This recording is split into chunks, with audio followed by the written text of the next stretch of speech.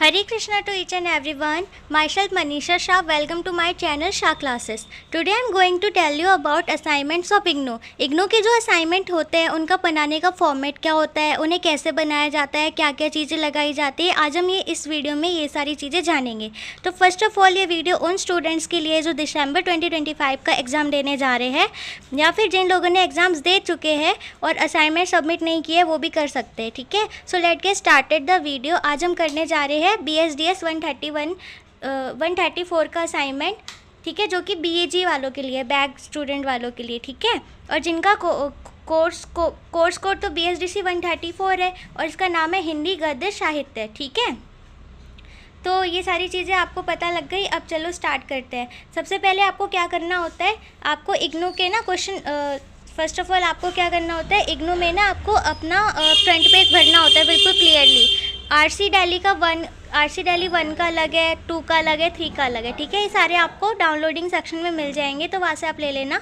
और नंबर 2 पे आप अपना ID कार्ड लगाओगे प्रिंट आउट। ठीक है, उसके बाद आप 3rd नंबर पे क्या करना, क्वेश्चन पेपर्स की कॉपीज़ लगाना प्रिंट आउट के, फिर हैंड रिटन असाइनमेंट्स लगाना। ठीक है, ये नहीं कि प्रिंटेड फॉर्मेट में निकलवा ली और वही इन सब के साथ अटैच करके दे दिया। ऐसे दे दोगे तो रिजेक्ट हो जाएगा असाइनमेंट। इग्नू जो है ओनली हैंड रिटन असाइनमेंट ही मांगता है।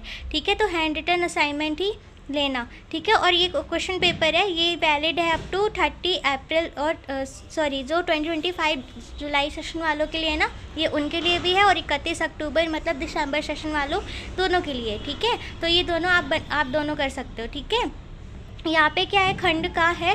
और ना एक और बात, अगर आप क्वेश्चन पेपर लगा रहे हो, सिर्फ आंसर कर रहे हो विद क्वेश्चन नंबर मेंशन करके कि आंसर 1 का आंसर ये है, क्वेश्चन 2 का आंसर ये है, क्वेश्चन 3 का आंसर ये है, तो भी कोई प्रॉब्लम नहीं है, कोई इशू नहीं है, असाइनमेंट रिजेक्ट नहीं होगा। सिर्फ आप आंसर करके बस क्वेश्चन नंबर मेंशन कर देना, तब भी आपको फुल मार्क्स आएंगे, बिकॉज क्वेश्चन पेपर तो आप लगा ही रहे हो, है ना।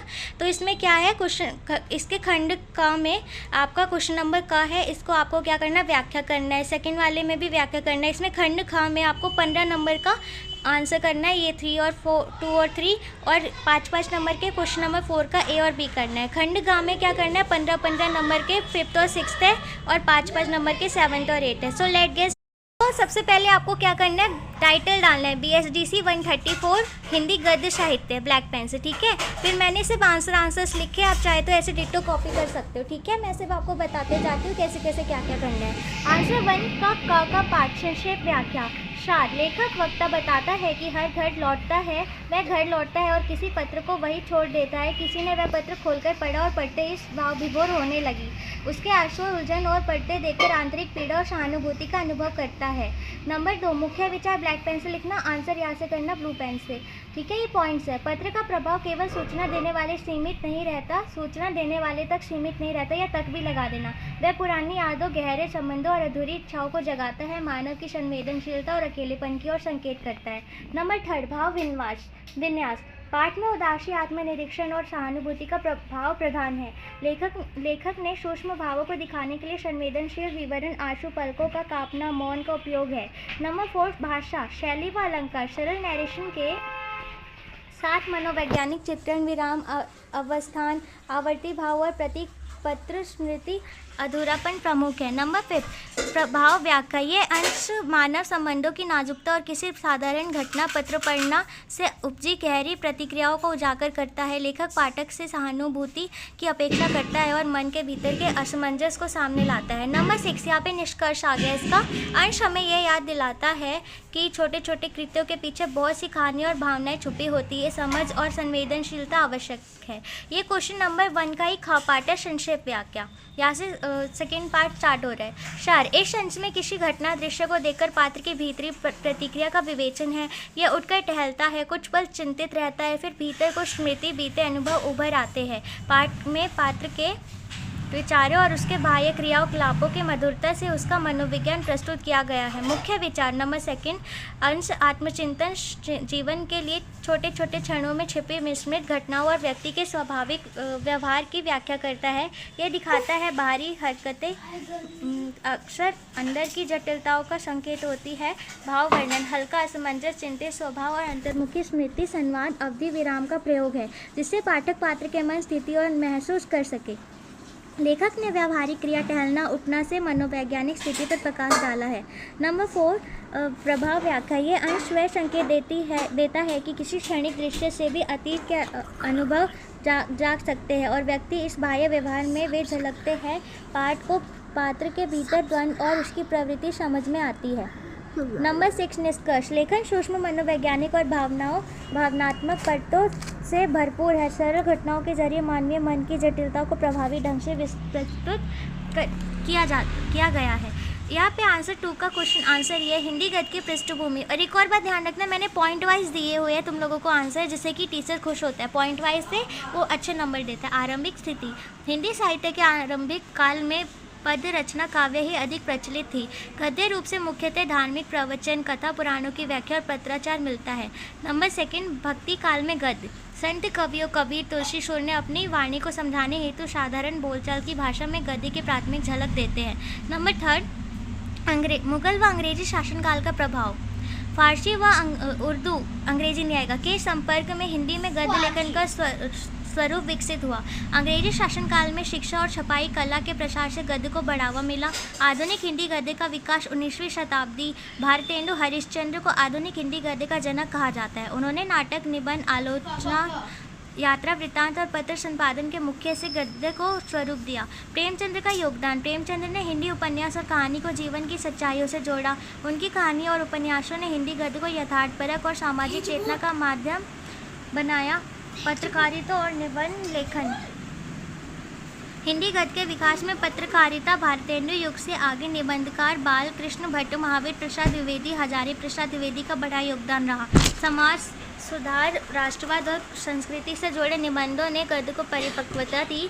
नंबर 7 थे स्वतंत्रता आंदोलन और गद्य। आज़ादी के संघर्ष में हिंदी गद्य ने जनता को जागरूक करने का कार्य किया। भाषण, लेख, पत्रिका व पंफलेट में गद्य का प्रयोग किया। विविध विधाओं का विकास। आधुनिक काल में हिंदी गद्य में कहानी, उपन्यास, निबंध, आत्मकथा, आलोचना, संस्मरण, यात्रा वृत्तांत आदि सभी विधाएं परिपक्व हो गई। प्रेमचंद्र, अज्ञे, रेणु, आत्मलाल नागर, निर्मल शर्मा आदि ने हिंदी गद्य को समृद्ध बनाया। देन निष्कर्ष। हिंदी गद्य की पृष्ठभूमि में भक्ति साहित्य, विदेशी भाषा का प्रभाव, भारतेंदु युग का नवजागरण, प्रेमचंद की यथार्थवादी परंपरा और आंदोलन का योगदान प्रमुख है। इन आधारों पर आज का आधुनिक, परिपक्व और विविध रूपों वाला हिंदी गद्य खड़ा है। आंसर 3 यहाँ से स्टार्ट है आपका। आत्मकथात्मक कहानियों के प्रमुख पात्रों का परिचय। आत्मकथात्मक साहित्य का स्वरूप। आत्मकथात्मक साहित्य कहानियों में लेखक अपने जीवन के अनुभव, संघर्ष, समाज और परिवेश को आधार बनाता है। इन कहानियों के पात्र प्रायः लेखक के अपने परिवार, मित्र, समाज या स्वयं और परिवेश को आधार बनाता है। नंबर 2 प्रमुख पात्रों की विशेषताएं। ये पात्र काल्पनिक न होकर वास्तविक जीवन से लिए गए होते हैं। इनकी भाषा, व्यवहार और चिंतन लेखक के जीवन की सच्चाई का प्रतिबिंब होता है। इनमें भाषा की आत्मस्वीकार्यता, आत्मसंघर्ष और आत्मचिंतन की प्रवृत्ति मिलती है। नंबर 3 मुख्य उदाहरण। प्रेमचंद की कहानियों में उनकी गरीबी, बचपन और पारिवारिक कठिनाइयाँ झलकती है। महादेवी वर्मा की रचनाओं में उनका आत्मानुभव, स्त्री जीवन की पीड़ा और संवेदनशीलता उभरती है। जयशंकर प्रसाद व हजारी प्रसाद द्विवेदी ने भी अपने संस्मरणात्मक लेखन में आत्मकथात्मक तत्व प्रस्तुत किए। ग्रामीण परिवेश में आधारित आत्मकथात्मक कहानियाँ में किसान, मजदूर और साधारण परिवार के पात्र प्रमुखता में आते हैं। नंबर 4 पात्रों की भूमिका। ये पात्र केवल निजी जीवन को नहीं बल्कि सामाजिक यथार्थ को भी सामने रखती है। इनके माध्यम से लेखक अपने समय की परिस्थितियाँ, सामाजिक रूढ़ियाँ और मानवीय संवेदनाओं को उजागर करता है।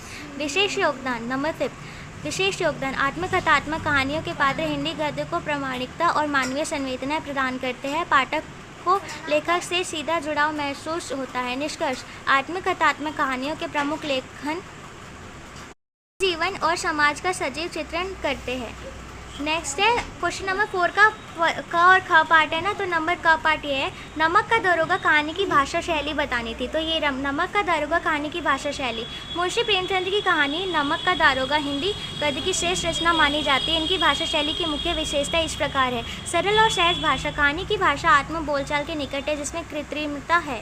तत्सम तद्भव का संतुलित प्रयोग। प्रेमचंद ने संस्कृत निष्ठ और देशज शब्दों का संतुलित प्रयोग किया है। व्यंग्य और कटाक्ष, भ्रष्ट व्यवस्थ और लालच पर तीखा व्यंग्य मिलता है। प्रांतीय रंग, अवधि और भोजपुरी की झलक शब्दावली और संवादों में दिखाई देती है। यथार्थपरक शैली, कहानी का कथ्य वास्तविक जीवन के निकट है, इसलिए भाषा की यथार्थवादी है। अच्छा ये बताओ कौन कौन ऐसा बच्चा है जो नॉवल पढ़ता है और कौन कौन सी नॉवल पढ़ता है, कमेंट में बताना। मैंने तो बहुत सारी पढ़ी है, जैसे अभी तक मैंने गोदान नहीं पढ़ी। बताओ कितनी अच्छी स्टोरी है। सुनने में है कि वो कोई गाय की कुछ स्टोरी है। गुनाहों का देवता है, भारती प्रसाद ने लिखी है, वो एक बार पढ़ना। भारती प्रसाद मिश्रा आई थिंक नाम है उनका, वो पढ़ना ज़रा। पढ़ने के बाद में तुम्हें क्या लगेगा मेरे को बताना ज़रूर। बहुत अच्छी स्टोरी है उन बच्चों के लिए जो कि वो करते हैं, क्या कहते हैं, नॉवल जिनको शौक है पढ़ने का, ठीक है। नंबर 6, संवाद प्रधानता, पात्रों के संवाद सहज, जीवंत और स्वाभाविक है, जिनसे कहानी आगे बढ़ती है। निष्कर्ष, नमक का दरोगा की भाषा शैली सहज, व्यवहारिक और व्यंग्यपूर्ण है, जो प्रेमचंद की यथार्थवादी दृष्टि को सशक्त रूप से प्रस्तुत करती है। नंबर 4 का खास, स्वतंत्र उपन्यास का सार, स्वतंत्र उपन्यास वह है जिसमें कथा का विकास स्वतंत्र रूप से होता है और किसी अन्य कृति या प्रसंग पर उसकी निर्भरता नहीं रहती। यह अपने आप में पूर्ण रचना होती है। परिभाषा, उपन्यास की वह कृति जो किसी ऐतिहासिक कथा, धार्मिक आख्यान या पूर्ववर्ती कहानी पर आधारित न होकर स्वतः लेखक की कल्पना और अनुभव पर टिकी हो। विशेषताएं, जिसकी विशेषताएं निम्न है। कथानक मौलिक और स्वतंत्र, पात्र शैली लेखक की व्यक्तिगत विशेषताओं को व्यक्त करती है। पात्र जीवंत और स्वाभाविक, सामाजिक, राजनीतिक और राजनीतिक जीवन का चित्रण। महत्व, स्वतंत्र उपन्यास पाठकों को नया दृष्टिकोण देता है और समाज का वास्तविक स्वरूप सामने लाता है। उदाहरण, प्रेमचंद के गोदान, सेवा सदन जैसे उपन्यास, रेणु का मेला, आश्चल, अमृतलाल नगर का बूंद और समुद्र आदि स्वतंत्र उपन्यास है। निष्कर्ष, स्वतंत्र उपन्यास मौलिक रचना होती है जो लेखक की कल्पना शक्ति और यथार्थ दृष्टि का परिचायक है। यह हिंदी साहित्य को गहराई और व्यापकता प्रदान करती है। नेक्स्ट है खंड ग। इस क्वेश्चन नंबर 5 का आंसर, लोक और प्रीति की भाव पक्ष का विवेचन। प्रस्तावना, हिंदी गद्य और कविता दोनों में लोक और प्रीति प्रमुख भाव तत्व है। ये भारतीय समाज, संस्कृति और जीवन दृष्टि को गहराई से व्यक्त करते हैं। नंबर 2, लोक का भाव पक्ष। परिभाषा, लोक का आशय आम जन जीवन, उनकी संस्कृति, परंपराओं और अनुभव से है। विशेषताएं, सादगी और सहजता, ग्रामीण परिवेश और लोक संस्कृति का चित्रण, लोकगीत, लोक कथाएं और लोक रीतियों का प्रभाव। नंबर 3, प्रभाव। लोक प्रभाव पक्ष साहित्य को जमीन से जोड़ता है, जिससे रचना अधिक आत्मीय और जनजीवन के निकट बनती है। नंबर 3, प्रीति का भाव पक्ष। परिभाषा, प्रीति का आशय प्रेम, स्नेह और आत्मीयता से है।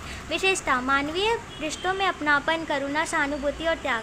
प्रभाव, प्रीति का भाव साहित्य को कोमलता, संवेदनशीलता और मानवीय मूल्य प्रदान करता है। नंबर 4, लोक और प्रीति का संगम। हिंदी साहित्य में लोक और प्रीति अक्सर एक दूसरे से जुड़ा दिखाई देते हैं। लोक जीवन की सादगी में प्रीति की निर्मलता और आत्मीयता झलकती है। उदाहरण, प्रेम की कहानियों में ग्रामीण लोक जीवन और उसमें निहित प्रेम सहानुभूति का सुंदर समन्वय है। इसका निष्कर्ष ये है, लोक और प्रीति हिंदी साहित्य के भाव पक्ष को दी महत्वपूर्ण ध्रुव है। जहाँ लोक रचना और यथार्थ और जनजीवन से जोड़ता है, वही प्रीति उसे संवेदनशीलता और आत्मीयता से भर देती है। इन दोनों के समन्वय से हिंदी साहित्य की आत्मा निर्मित होती है। यह आंसर नंबर 6 है। सच्चाई और सौंदर्य गद्य नींव के रूप में विवेचन। प्रस्तावना, गद्य साहित्य का मूल्य उद्देश्य केवल तथ्य प्रस्तुत करना नहीं है, बल्कि भाव, विचार और जीवन दृष्टि को भी स्पष्ट करना है। गद्य की बुनियाद सच्चाई और सौंदर्य पर टिकी होती है। नंबर 2, सच्चाई, ट्रुथ का महत्व। यथार्थ का चित्रण। गद्य का पहला धर्म है कि वह जीवन की सच्चाइयों को बिना तोड़ मरोड़ प्रस्तुत करे। नंबर 2, प्रामाणिकता। सत्यनिष्ठ गद्य पाठक के मन में विकास जगाता है। सामाजिक सरोकार, सच्चाई गद्य को समाज का दर्पण बनाती है। उदाहरण, प्रेमचंद के उपन्यास और कहानी या भारतीय समाज की वास्तविक तस्वीर सामने रखते हैं। सौंदर्य। नंबर 3, ब्यूटी का महत्व। कलात्मकता। गद्य में भाषा और शैली की सुंदरता पाठक को बांधे रखती है। नंबर 2, भावात्मक गहराई, सौंदर्य। गद्य में कोमलता और भावात्मक आकर्षण आता है। संवेदनशीलता। गद्य केवल जानकारी। सुंदर गद्य केवल जानकारी नहीं देता, बल्कि पाठक के हृदय को स्पर्श करता है। नंबर 4, उदाहरण, महादेवी वर्मा की गद्य रचनाओं में भाषा का सौंदर्य और भाव की कोमलता स्पष्ट है। नंबर 4, सच्चाई और सौंदर्य का समन्वय। यदि गद्य में केवल सच्चाई हो तो वह नीरस और कठोर लगेगा। यदि केवल सौंदर्य हो तो सच्चाई ना हो तो गद्य खोखला लगेगा। जब सच्चाई और सौंदर्य दोनों का संतुलन हो, तभी गद्य प्रभावी, प्रेरक और साहित्यिक बनता है। इसका निष्कर्ष ये है, सच्चाई गद्य को आधार देती है, सौंदर्य उसे आकर्षक बनाता है। ये दोनों मिलकर गद्य की वास्तविक नींव तैयार करते हैं। देन क्वेश्चन नंबर 7 का 2 पार्ट है। ए पार्ट का आंसर ये है, गोदान उपन्यास की प्रमुख विशेषताएं लिखिए। प्रेमचंद की श्रेष्ठ कृति गोदान को हिंदी का सर्वश्रेष्ठ सामाजिक यथार्थवादी उपन्यास माना जाता है। कथात्मक कथा का केंद्र गरीब किसान होरी है, जो गोदान गाय दान की गोदान मीन्स गाय को दान करना इच्छा से जीवन भर संघर्ष करता है। यथार्थवाद ग्रामीण जीवन की सच्चाई, किसान की गरीबी, शोषण और पीड़ा का जीवन चित्रण। नंबर 4 सामाजिक चेतना उपन्यास में सामंतवाद, जमींदारी, शोषण, जातिगत बंधन और पाखंड पर प्रहार किया गया है। नंबर 5 पात्र चित्रण होरी, धनिया, गोबर, झुनिया जैसे पात्र अत्यंत जीवंत और यथार्थपरक है। नंबर 6 भाषा शैली सरल शहर देशज शब्दावली से युक्त संवाद जीवन के करीब है। नंबर 7 महत्व गोदान भारतीय किसान की दयनीय स्थिति का प्रमाणिक दस्तावेज है। निष्कर्ष गोदान ने यथार्थ समाज का सुधार और करुणा का ऐसा सम्मेलन किया गया है कि हिंदी उपन्यास परंपरा की धरोहर बन गया। नंबर 7 का ख पार्ट जो है ये है प्रेमचंद के पात्रों का महत्व बताना है। नंबर 1 परिचय प्रेमचंद के पात्र साहित्य और मूल्यवान अंग है, जो उनके जीवन, विचारों और साहित्य की दृष्टि का दर्पण है। व्यक्तिगत जीवन का परिचय पत्रों से प्रेमचंद की कठिन आर्थिक परिस्थितियों, पारिवारिक संघर्ष और संवेदनशील मन की झलक मिलती है। नंबर 3 साहित्यिक दृष्टिकोण उन्होंने अपने पात्रों में गद्य, उपन्यास, कहानी, समाज सुधार और साहित्यकार की भूमिका पर विचार रखे। नंबर 4 समाज सुधार की भावना पत्रों में राष्ट्रवाद, किसान मजदूरी की पीड़ा और स्त्री स्वतंत्रता जैसे मुद्दों पर उनकी स्पष्ट सोच दिखाई देती है। भाषा शैली पत्रों की भाषा सरल, आत्मीय और स्वाभाविक है, जिससे पाठक को सीधे लेखक से संवाद का अनुभव होता है। महत्व ये वे पत्र निजी नहीं बल्कि साहित्य और समाज दोनों के लिए दस्तावेज की तरह है। निष्कर्ष प्रेमचंद के पत्र उनके जीवन दर्शन, सामाजिक चेतना और साहित्यिक विचारधारा को समझने का महत्वपूर्ण स्रोत है। सो अगर आपको वीडियो पसंद आई होगी तो लाइक, शेयर एंड कमेंट करना एंड प्लीज़ अपने दोस्तों के साथ शेयर करना ताकि मेरी चैनल में थोड़ी बहुत ग्रोथ दिखे। Thank you. So Hare Krishna again to all of everyone.